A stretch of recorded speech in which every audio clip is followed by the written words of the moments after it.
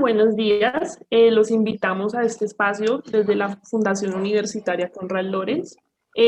Nosotras traemos el día de hoy la temática La educación inclusiva, una mirada desde la neuropsicología. Empezaremos por cambiar la palabra discapacidad por el término diversidad funcional. Este como tal es un término alternativo y con menos etiquetas, ampliando así nuestros horizontes. Por lo tanto, la OMS nos dice que el término discapacidad abarca las deficiencias que son problemas que afectan una estructura o función del cuerpo. Es así que las limitaciones son dificultades para ejecutar acciones o tareas y las restricciones al participar de situaciones vitales. De acuerdo con lo anterior, la discapacidad es un fenómeno complejo que refleja una interacción entre las características de un organismo humano y las características de la sociedad que vive y, por lo tanto, su entorno. Asimismo, cabe resaltar que existen distintos tipos de diversidades funcionales. Se dividen en tres. La primera es deficiencia física, deficiencia mental y deficiencia sensorial. En la temática de hoy nos enfocaremos en la pérdida auditiva o hipoacústica. Esta, por lo tanto, se clasifica como una deficiencia sensorial, que es la dificultad o imposibilidad de usar el sentido de la audición. Debido a esto, una pérdida de la capacidad auditiva parcial hipoacústica o total cófosis. Puede ser unilateral o bilateral. Y esta tiene rasgos hereditarios o como consecuencia de enfermedades, traumatismos, exposiciones a largo plazo al ruido o medicamentos agresivos que afectan el nervio auditivo. Se convierte en la causa más importante de desórdenes de la comunidad en la niñez, que representa un serio obstáculo para el desarrollo psicológico y social en algunos casos. Nuestra primera invitada es Diana Paola Gómez Rodríguez. Ella es una estudiante de último semestre de psicología de la UNAD, Universidad Nacional Abierta y a Distancia. Tiene 24 años y presenta deficiencia auditiva. Ella tiene sordera hipoacústica. Asimismo, nos dice que es una gran persona con gran capacidad y conocimiento en danzas folclóricas. Diana nos hablará de su experiencia desde el punto educativo. Por lo tanto, diremos, y con información de la UNESCO, que la mejor solución para un sistema escolar que debe responder a las necesidades de todos los alumnos está en el sistema que permita a los niños y jóvenes de grupos vulnerables, como poblaciones especiales, minoritarias como étnicas o escolares de zonas rurales, entre otros, que interactúen en aulas generales con métodos diferenciales que favorezcan el aprendizaje de todos los estudiantes y promuevan una sociedad más dinámica y abierta a las diferencias. Por lo anterior, esta semana en Colombia hace evidente una gran problemática como lo es la educación inclusiva, que es el tema también que abarcaremos el día de hoy. Esta se suma a la falta de desarrollo de estrategias educativas que pasan los niños y adolescentes discapacitados en el país, específicamente aquí en Colombia, y es una problemática que necesita una reestructuración inmediata. Finalmente, siempre hay una luz al final del camino. Y es por esto que para FENASCOL es muy importante la divulgación y preservación de la lengua de señas en Colombia. Es así que busca que hayan espacios donde sea accesible una comunicación afectiva y efectiva entre personas sordas y oyentes. Por esto, desde su fundación, ha trabajado permanentemente en la estructuración de programas de enseñanza y aprendizaje. En esta ocasión, Diana nos contará su experiencia desde varios detalles, como es la educación en Colombia. Diana, ¿cómo estás? ¿Cómo te encuentras el día de hoy? Hola, muy buenos días para todos ustedes, a quienes me permitieron estar en esta entrevista. Estoy muy agradecida por la invitación y muy bien, muchas gracias. Me parece muy importante lo que estamos haciendo hoy en el día y vamos a continuar.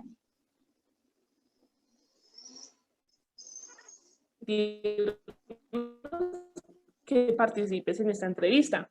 Primero que todo, quiero preguntar, ¿cómo ha sido tu proceso de aprendizaje?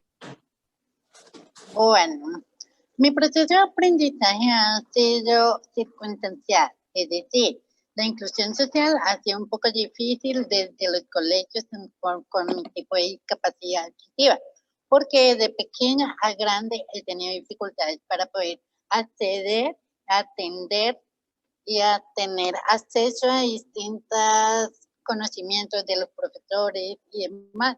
Es decir, que no todos están tratando bien de ayudarme y sí, es un proceso muy duro, muy revelante, porque por ello se ha ido luchando día tras día, enfrentando barreras, que además de seguir creciendo y desarrollándome profesionalmente, el proceso de aprendizaje ha sido efectivo y también un poco muy, muy crítico. Claro que sí, Diana.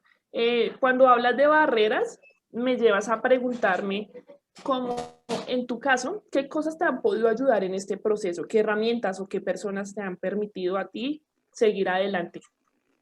Bueno, mis herramientas que me han ayudado a permitirme a seguir adelante, bueno, son herramientas como por ejemplo recursos humanos, algunas maestras de la nueva universidad en la que estoy, bueno, esta, a la que llegué, me han dado mucho apoyo y ahí fue donde aprendí a entablar una relación social para poder crecer. Las herramientas también fueron un computador, obviamente la tecnología de hoy en día también ha sido importante la lengua de señas, pero no la había aprendido y era muy importante porque muchos de nosotros necesitamos entablar con lengua de señas y también saber mucho comunicar. Lo que decíamos, el lenguaje de señas es una cuestión de suma importancia para las personas con discapacidad porque todos tenemos ese derecho a expresarnos y a ser escuchados. También te quería decir, para ti, ¿cuál ha sido tu reto diario o tu reto más grande que has tenido en el proceso de aprendizaje? Bueno, en el proceso de aprendizaje, mi mayor reto es luchar día tras día con muchos oponentes psicosociales, como el escolar, político y cultural. Porque cuando nosotros como personas de alguna discapacidad o las personas con cualquier tipo de discapacidad, por decirlo así, nos formamos y crecemos y entablamos una relación en nosotros mismos de habilidad para crecer. Entonces, vemos que nos lleva a un punto de fracaso cuando nosotros no tenemos una atención apropiada. Es decir, mi mayor reto diario ha sido afortunadamente algo de fortaleza y desesperanza, porque todo lo hemos visto como una solución muy lenta y muy inapropiada, porque somos personas con discapacidad y nosotros también somos discapacidades especiales, tenemos discapacidades especiales y no discapacidad, por decirlo así. Todas las personas con algún tipo de discapacidad somos todos, somos personas, somos humanos y es un reto porque todos hemos tenido una presión, como yo, hemos tenido una presión porque nos enfrentamos a personas que ignoran el hecho que nosotros no oímos, no podemos escribir, no vemos y así mismo. Ha sido un proceso muy delicado también porque muchas veces se sufre el bullying y también se excluye de una relación o actividad social, cultural, tanto escolar. Gracias. El día de ayer hablábamos con Diana y ella nos comentaba que en la UNAD han abierto grandes espacios de inclusión, de educación incluyente, y esto se nos hace muy interesante. Un estudio de la Universidad Pedagógica Nacional nos indica que en el transcurso de la historia se ha trabajado para abrir espacios tanto en colegios como en las universidades para que las personas sordas registradas en ese entonces, en el año 2012, era casi inexistente el acceso a la educación superior. La mayoría se encontraba en modalidad a distancia. Diana, cuéntanos para ti cómo ha sido tu proceso en la universidad. ¿Dónde te has sentido más aceptada o más incluida? ¿Si en el colegio o en la universidad? Bueno, primero que todo, mi proceso en el ingreso a esta universidad fue algo muy inexistente porque no sabía que existía modalidad a distancia y eso me iba a llevar a fortalecer mi crecer como persona y profesionalmente. Y esto fue cuando me di cuenta que la tecnología podía ayudarme porque no teníamos que ver mucho con compañeros y mucho con otros estudiantes, sino que yo misma tenía que trabajar y aportar, pero también tenía que entablar con algunos compañeros una relación escolar para poder salir adelante. Esto también me ayudó a fortalecerme y allí me sentí más incluida y en la universidad que en el colegio, porque en esta universidad en la que estoy me han apoyado, me han atendido y como han tenido en cuenta mi tipo de discapacidad, como a las demás que son invidentes y de otras personas que tienen algún otro tipo de discapacidad, han sido allí incluidas en cada una de las actividades sociales, culturales y demás. Estas han sido fortaleciendo también la universidad a nivel nacional, tanto internacional, y ha sido muy excelente porque allí me pueden entender la discapacidad y también todos podemos entendernos. Los profesores también ayudan, orientan y te apoyan en todo lo que debes decir. Un gran apoyo, un gran equipo de trabajo ha sido para ti la universidad. Qué bonito escuchar eso, Diana. En la misma investigación que te comentaba, se habla del fortalecimiento de ciertas áreas en el ambiente universitario, como lo es la organización y adecuación de medios educativos, la capacitación a la comunidad universitaria. Esto también fortalece el diálogo de la universidad con la sociedad, fomentando y creando, por lo tanto, espacios de debates, foros, diplomados, en este caso también semilleros, y así participando una biodiversidad cultural. Teniendo en cuenta esto, ¿qué otras áreas crees que pueden fortalecerse tanto en la educación primaria como en la educación de pregrado? Bueno, se pueden fortalecer áreas no solamente universitarias, sino también escolares, porque ellos hacen parte de nuestro entorno universitario. Nosotros venimos de la escuela y vamos a la universidad. Estos necesariamente necesitan organizaciones y adecuaciones para los niños, donde nosotros los universitarios que vamos a ir a tener un diplomado, a tener nuestro título universitario, tenemos que demostrar lo que somos como personas y profesionales. Los niños necesitan ver qué es lo que quieren, qué quieren ser, cómo van a hacer su proceso y el desarrollo. Nosotros también tenemos que ayudar a que ellos mismos establezcan y crezcan con sus propias habilidades. Allí ellos, a partir de ese, podemos abrir un espacio súper grande donde ellos se puedan integrar en todas las comunidades como universitarias, y nosotros que somos universitarios también entablamos relaciones con resguardos indígenas y demás etnias. Esto hace que los niños entiendan lo que son culturas, porque nosotros estamos colonizando y modernizando demasiadas las culturas escolares, tanto también como la universitaria. Entonces, lo político no nos puede fortalecer tanto. Esto representa un espacio crítico para la nueva generación ponente. Total, Diana. El futuro de la sociedad viene desde los pequeños, eso sí es indiscutible. Por lo tanto, ¿cómo se podría para ti mejorar el sistema educativo en Colombia para que todas las personas puedan tener acceso a la misma? Bueno, el sistema educativo en Colombia, primero que todo, tiene una síntesis de ignorancia, por lo que hemos visto en el camino que hemos ido creciendo y nos hemos ido formando profesionalmente hasta hoy. Esto a nivel nacional e internacional, Colombia ha sido de ignorancia siempre por el hecho que no se ve la formación y la capacidad propia que tienen dentro del poder. Es decir, no ven nuestra capacidad y lo que somos capaces, lo que nosotros tenemos son habilidades.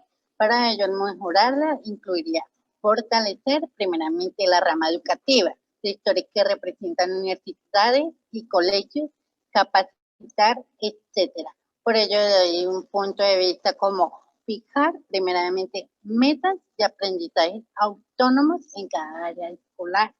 También incluir a cada uno de los niños, jóvenes y demás personas interesadas en aprender y crecer profesionalmente.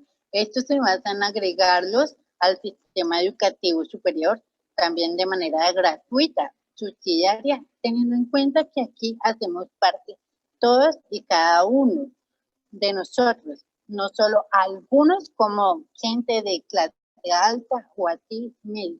Todos somos todos y nos debemos incluir allí.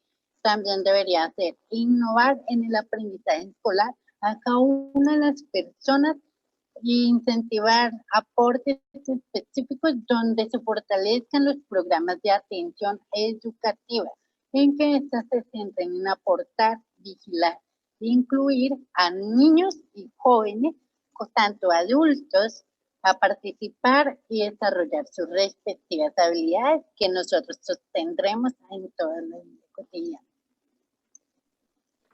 Gracias. Mira, te preguntaba anteriormente que el sistema educativo cómo se podría mejorar, pero ahora, para empezar, nosotros tenemos como base el hogar, que es nuestra primera escuela, ¿verdad? Los padres algunas veces tienden a cometer pequeños errores de manera inconsciente, caso o habrás escuchado que algunos padres cometan estos errores. ¿Cuáles serían los errores más Bueno, los errores que cometen personas los no padres, oyentes? los errores que cometen los padres y docentes con las personas no oyentes son y siempre han sido el castigo, sin atender o entender sus propias necesidades. Es decir, nosotros tenemos necesidades desde niños y con este tipo de discapacidad no necesariamente deben ser expulsarlos de su círculo ni maltratarlos, solo es por oír algo mal o algo bien. Cuando se tiene una hija e hijo con alguna discapacidad, los padres deben valorar, atender sus necesidades, prestar la atención apropiada y observar su propio comportamiento. Los padres tienen que vigilar a través de eso.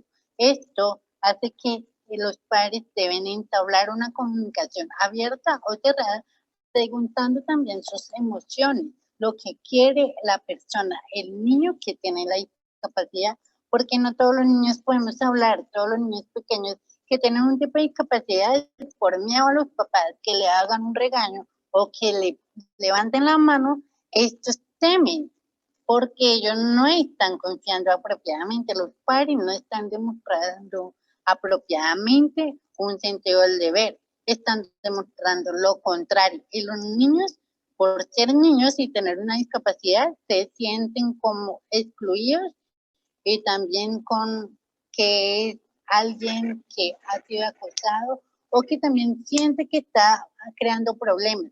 Entonces los padres no deben cometer esos errores, simplemente deben atender, escucharse o inclusive llevarlo a un psicólogo o alguna terapia así para poder atender sus necesidades propias, tanto físicas, emocionales, porque no todos los padres tienen en cuenta eso.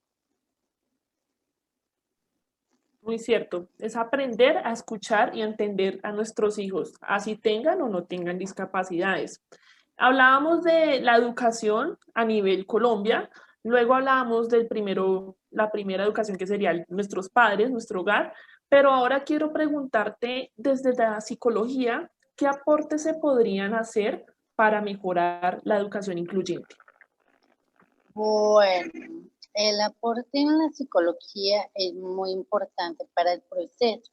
Y esto quiere decir que a la altura que vamos es un reto que damos psicológicamente.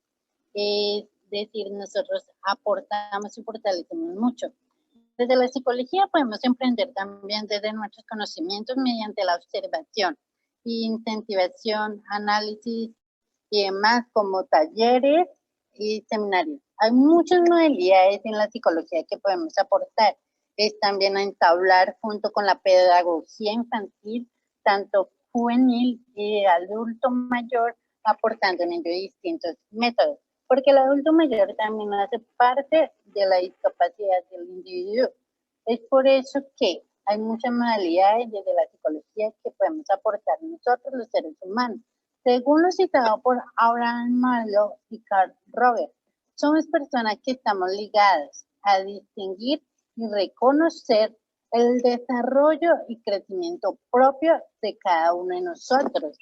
Y es por eso nuestras capacidades siempre crecen y cada una de estas son aporte no solo de la psicología, sino para quienes nos formamos tanto estructuralmente, profesionalmente y nos desarrollamos, sino para todos a nivel global, nacional, departamental y municipal, incluyendo las áreas menos frecuentadas y las áreas como etnias, que ellos también son parte de esto. Exacto, Diana. Me llama mucho tu postura y tus comentarios y también consejos que nos aportas el día de hoy. Finalmente, quería decirte desde el ámbito de la neurociencia, ¿qué podríamos hacer para llegar a mejorar también esta parte de la educación? Bueno, desde la neurociencia, muchos saben que la neurociencia es el área de estudio de nuestro propio cerebro. Por eso también hace parte de la psicología. La neurociencia es el desarrollo de cada uno de nosotros. Tiene distintos métodos de incapacitar, observar, estudiar, analizar y explorar el desarrollo de cada uno de los individuos. Por lo tanto, las dimensiones psicológicas, mentales, sociales y culturales hacen parte de nuestra formación abstracta. Entonces, esto quiere decir que sería que la neurociencia puede aportar desde el análisis y el estudio en un entorno al reunificar y procrear estudios que puedan dar resultado a la problemática psicosocial que realizan o biológicamente que se ve. Es decir, estas problemáticas de los individuos procrean muchas modalidades para nosotros estudiarlas apropiadamente. Y nosotros no solo vamos a estudiar eso y observar solo el individuo porque sí, porque este tiene una ventaja o porque este tiene roto el cerebro o porque este está muy enfermo. Simplemente vamos a también a estudiar las personas con algún tipo de discapacidad que haciéndole un aporte donde relaten lo que hayan y puedan solucionar, tienen que hacer el área de la neurociencia. Es decir, explicando no solo lo grupal, sino internacionalmente la importancia del sujeto con la discapacidad, porque el neurólogo se percata no solo de los problemas del cerebro, sino también está capacitado en observar las habilidades y el desarrollo nuestro, procreando actividades diarias junto a la psicología en modo conferencial y en la demostración de lo que sea capaz o lo que es capaz en el propio área del que está. La neurociencia, por lo tanto, esto como matemático y psicológico, que hace parte de nuestras fortalezas y el crecimiento de cada individuo. Por eso nosotros los seres humanos necesitamos tanto ese área como la psicología, porque en esos tienen una comunicación y se entablan una relación muy distintiva, pero que está enfocada en muchos contextos fundamentales como los estudios psicológicos. Concuerdo totalmente contigo, Diana. La neurociencia y la psicología al unirse pueden llegar a dar grandes herramientas a la humanidad porque una se encarga más que todo del funcionamiento o el estudio del cerebro y la otra de la conducta. Al sumar estas dos, pueden darse grandes avances, no solamente en discapacidad, sino en diferentes áreas del cerebro o el comportamiento, como lo que es la cognición, las áreas emocionales, la conducta y también la parte social del ser humano. Bueno, esto fue todo. Gracias, Diana, por habernos aceptado la entrevista, por tu participación. Vale, muchas gracias por esta invitación y espero que estén muy bien. Me encantó tanto porque podemos crecer y desarrollarnos tanto formalmente, profesionalmente y así mismo vamos a entablar una relación tanto universitaria, social y profesional. Muchas gracias de verdad por la invitación.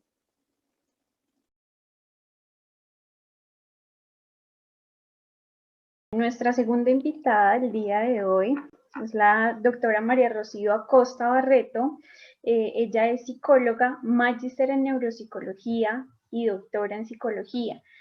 Cuenta con una amplia experiencia en clínica, docente e investigación.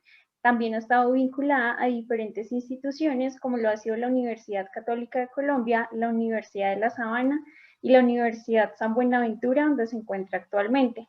En la Universidad San Buenaventura, ella se encuentra trabajando en diferentes programas. Uno de ellos es el pregrado de psicología, otro es la especialización en evaluación y diagnóstico neuropsicológico y en la maestría en neuropsicología clínica. En esta maestría lidera la línea de investigación de daño cerebral y en la parte administrativa ella se ha encargado de los programas de posgrado de neuropsicología desde el año 2016.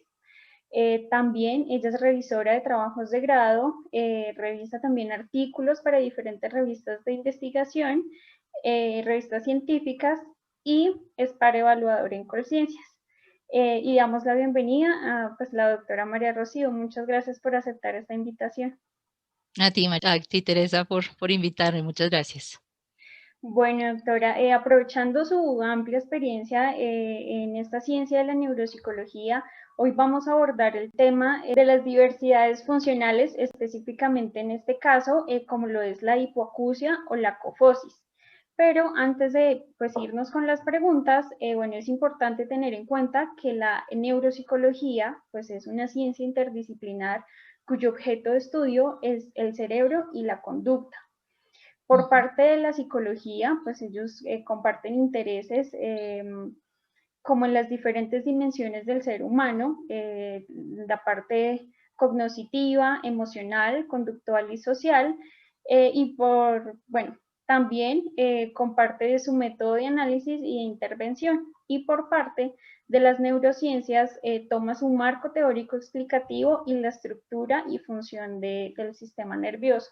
Un aporte muy importante que nos ha hecho la neuropsicología son las evaluaciones que desde allí se hacen. Pues de acuerdo a estas, pues nos permite identificar posibles alteraciones en las funciones reguladas por la corteza cerebral y así poder dirigir pues los tratamientos a las personas que los necesitan.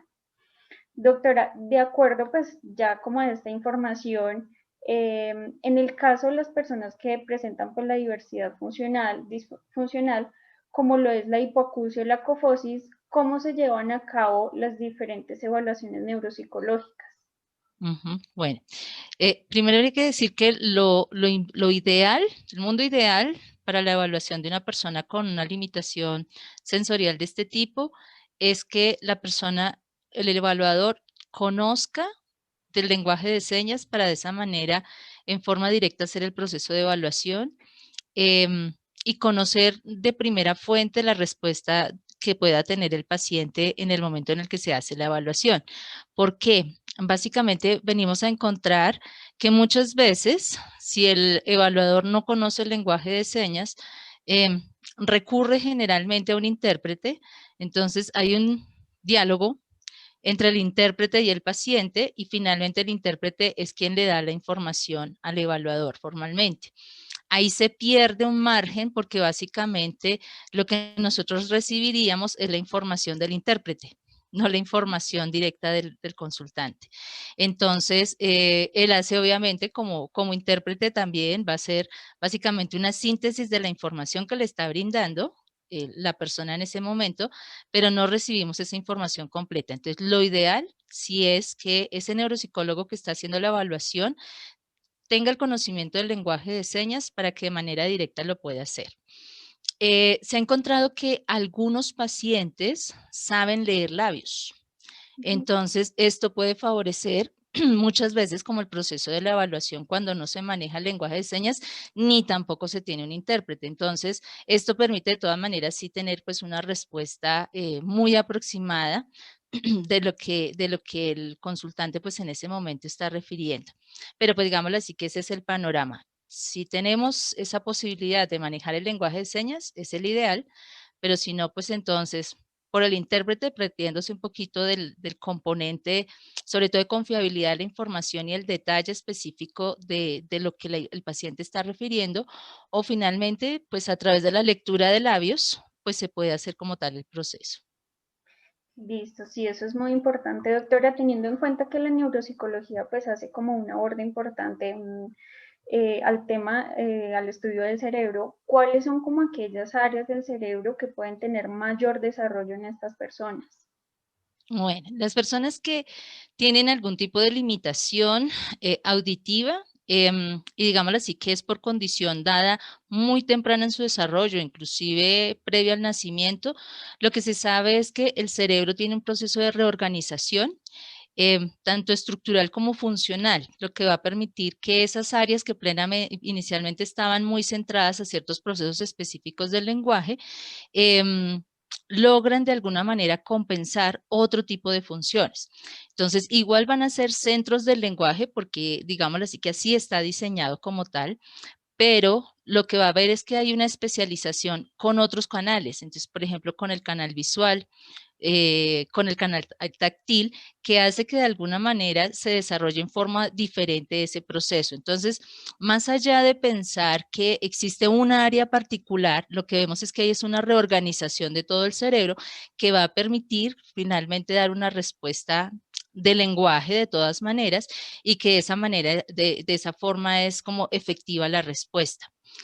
Cuando las personas tienen ya la limitación sensorial siendo adultas, muy adultas, por ejemplo, sobre los 50 años, sí lo que vemos es que tiende a estar un poco asociado con deterioro cognitivo. O sea, en esos casos, sí ya lo que vemos es que deja de haber unas áreas preponderantes para esa funcionalidad del lenguaje y empieza a venir un proceso de más bien de deterioro, de no funcionalidad de las mismas y se va a asociar entonces con un trastorno neurocognitivo. Generalmente puede ser de tipo leve, pero pues también podría entrar dentro de un proceso más de un trastorno mayor, pues que es lo que nosotros pues tradicionalmente conocíamos como demencia. En el caso de los pequeños, digámoslo así, es donde es lo mejor y vemos entonces esa potencialidad de todo el cerebro funcionando en pro del lenguaje, sí, pero pues mediado básicamente hacia otros canales, sobre todo el visual, que es el que más empieza a potenciarse. Ok, sí, bueno, teniendo en cuenta como que el cerebro trabaja en conjunto, pues me imagino como que ciertas, las áreas como que trabajan junto con el lenguaje, son las que se ven más como las que trabajan menos en este caso, pero puede pasar que alguna de otras áreas se desarrolle como en menor cantidad, como en menor grado, por decirlo así. Proporción, Sí. pues mira, lo que nosotros en este momento hemos conocido del lenguaje es que el lenguaje ya no solamente se maneja por unas áreas específicas, sino que hay un proceso de interconexión cerebral que a través de esas redes es básicamente lo que traduce procesos de lectura, de escritura, de habla, de comprensión, y eso, digámoslo así, que es en lo que está en este momento más asociado. Entonces, lo que sí vemos es que sí hay unas áreas que van a estar un poco deficitarias en términos de esa posibilidad de estimularse. ¿Sí? Sobre todo aquellas áreas que tienen que ver con los procesos de especialización de la lectura y de la escritura. ¿Sí? No, digamos, ¿pueden aprender a leer y a escribir? Sí, lo pueden hacer, aunque pues es un proceso difícil para ellos.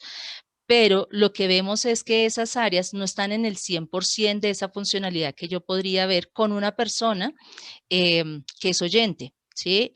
Pero básicamente en el mecanismo de especialización y cómo se va distribuyendo toda la funcionalidad de esa especialización de la función lectora y de la escritura. Esas, digámoslo así, que serían las áreas que de pronto se verían menores en términos de la funcionalidad.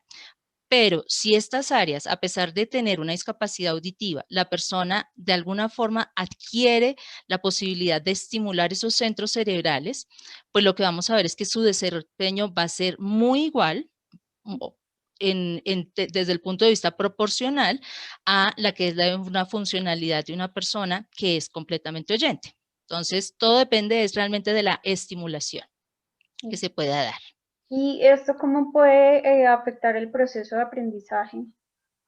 Ahí pues en donde vamos a encontrar que mm, es difícil adquirir lectura y escritura de por sí, porque básicamente lo que nosotros vemos ligados a la lectura y a la escritura es un proceso de conciencia fonológica que lo marca básicamente el que tú escuches a otros hablar y tú empiezas a ese proceso de imitación.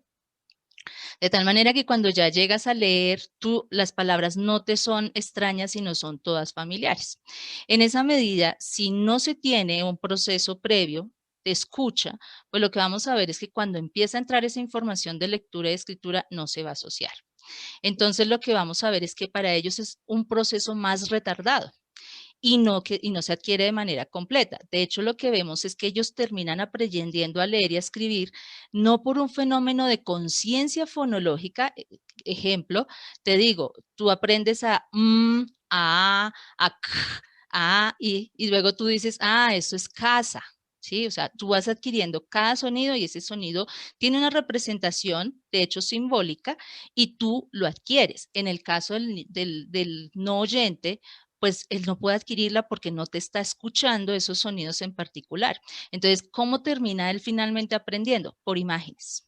O sea, que aprende un proceso de asociación por imagen. Muchas veces está acompañado por el lenguaje de señas y eso ayuda un montón, pero, pero realmente hace que el proceso sea mucho más lento. Entonces, lo que vemos es que esa adquisición, en esa lentitud, termina muchas veces en que el nivel lector y de escritura de una persona no oyente muchas veces queda en un nivel bajo.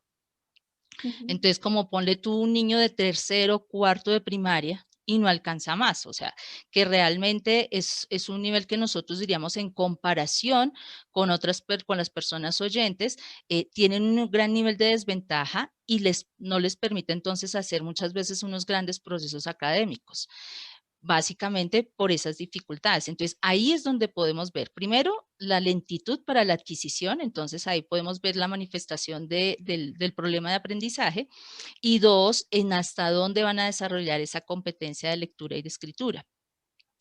Digámoslo así que en los últimos años muchos profesores que trabajan con niños con discapacidad auditiva han estado ideando estrategias de cómo generar conciencia fonológica pese a que no sea oyente. Y ese, digámoslo así, que es una labor bien interesante y de hecho tú puedes encontrar ya inclusive tesis doctorales del tema, ¿sí? Desde el punto de vista de la educación, y es interesante lo que se intenta hacer y más apoyados con tecnología. Y eso, digámoslo así, que lo que va a llevar es que en algún momento se pueda cubrir esa gran brecha, pero en este momento sí existe. Entonces, no podemos encontrar grandes lectores sordos, escritores sordos, no los podemos encontrar.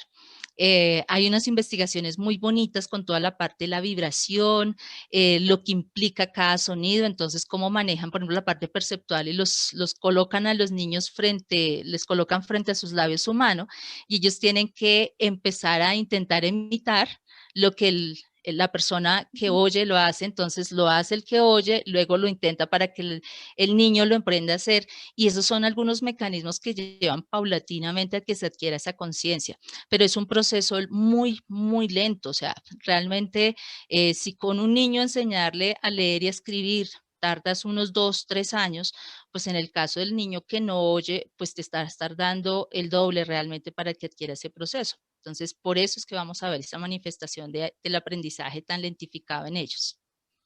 Claro, doctora. Y como usted lo mencionaba, pues una parte importante también es la adquisición como de lengua de señas que les permite a ellos comunicarse, pero pues también debemos tener en cuenta que ese no es el caso de todas las personas.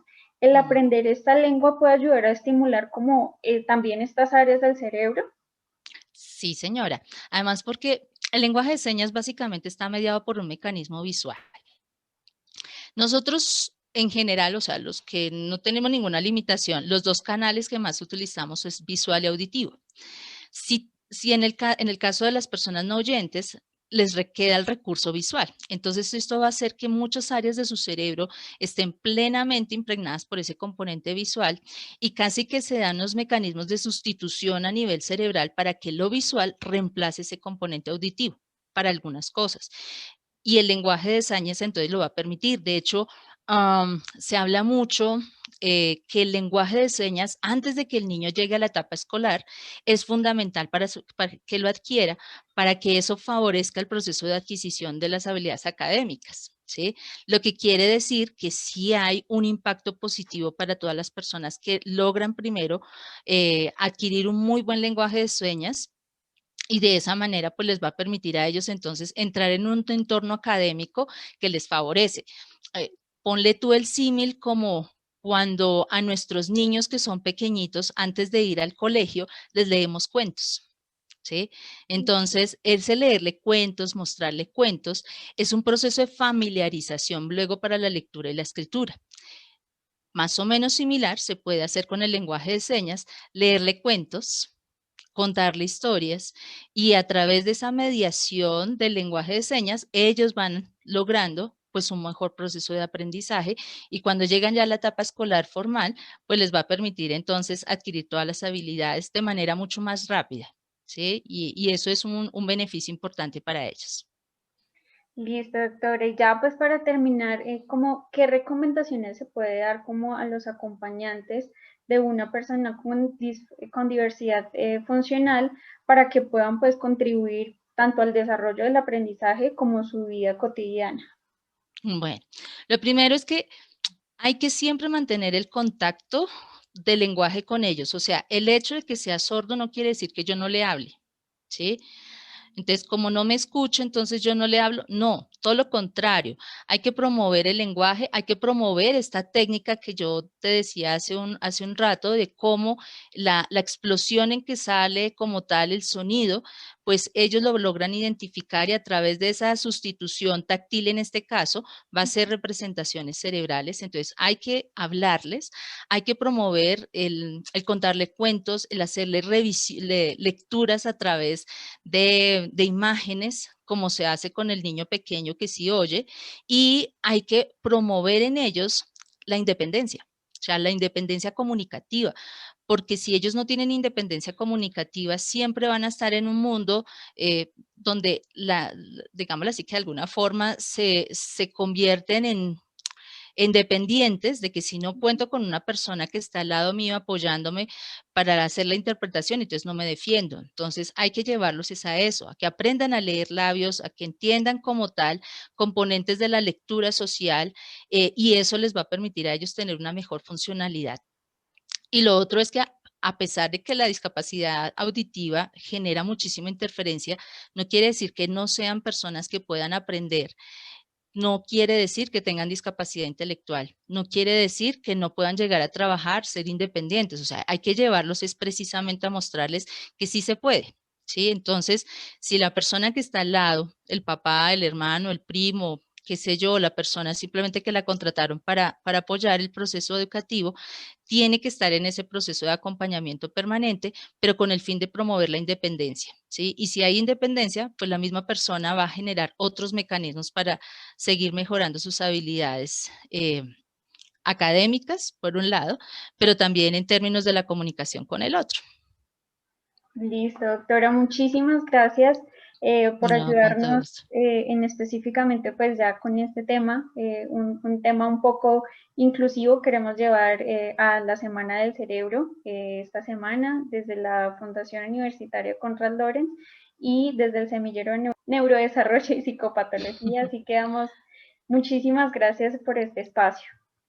No, con todo gusto, y me parece muy chévere que hayan incluido este tipo de temas dentro de la Semana del Cerebro.